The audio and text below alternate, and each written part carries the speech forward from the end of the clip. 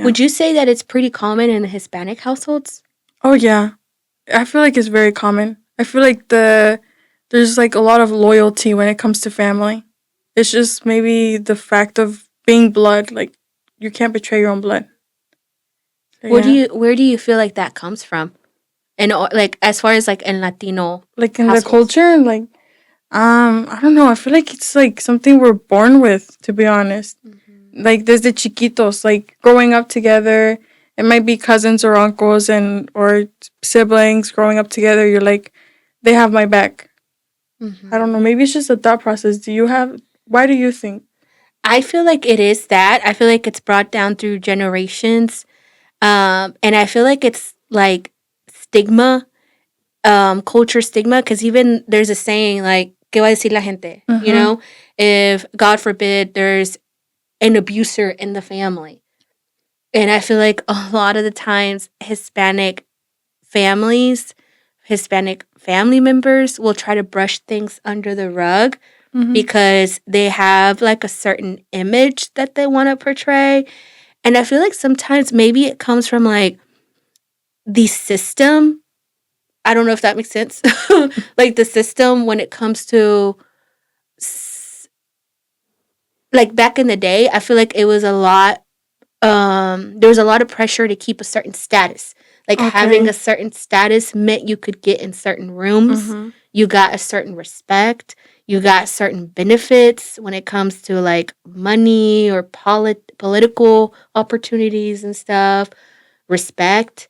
You know, it was just like It's a very big thing. like a status symbol, you know, like having a unified family, a perfect family, or whatever. And it's crazy because I feel like I tell this to Darian all the time that I feel like Latino families are kind of stuck in the 1940s dynamic where like the woman's supposed to cook and clean, Stay home, and then the father's supposed to go to work. Yeah.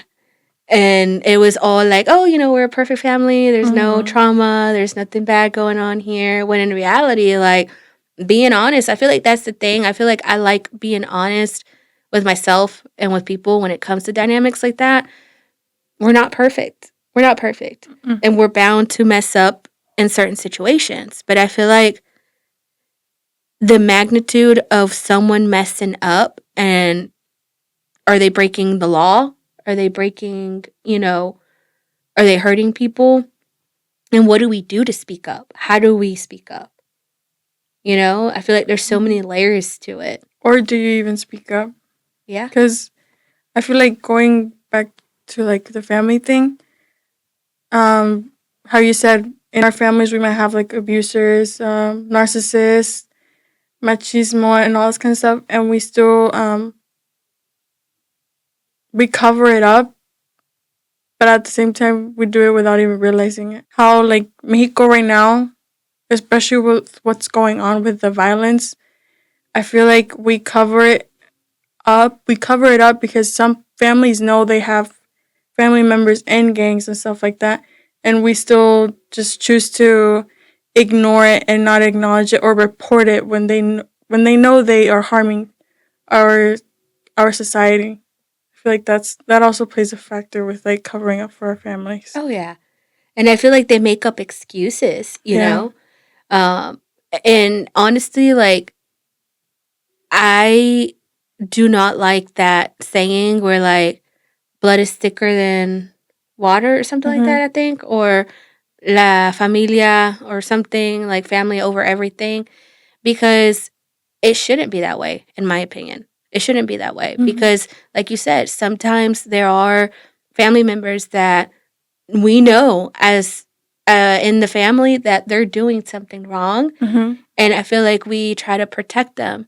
And honestly, like, it's so important. And I know it's easier said than done to speak up and call them out, report them. Because we were talking about it before, you know, we started the podcast.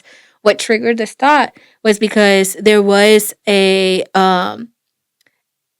were listening to a Crime Junkie episode about this lady that was in like a severe situation, life-threatening situation. Like she literally got attacked by this guy, and there's so much evidence pointing to like, yo, like this guy is at fault, right? The lady ended up escaping, and the family, like obviously there was charges pressed and stuff, but the family of the guy of this person that did this abuse, this, crime, the family was still protecting that guy. Mm-hmm. Like literally like protecting them in denial of The truth. yeah. Mm-hmm.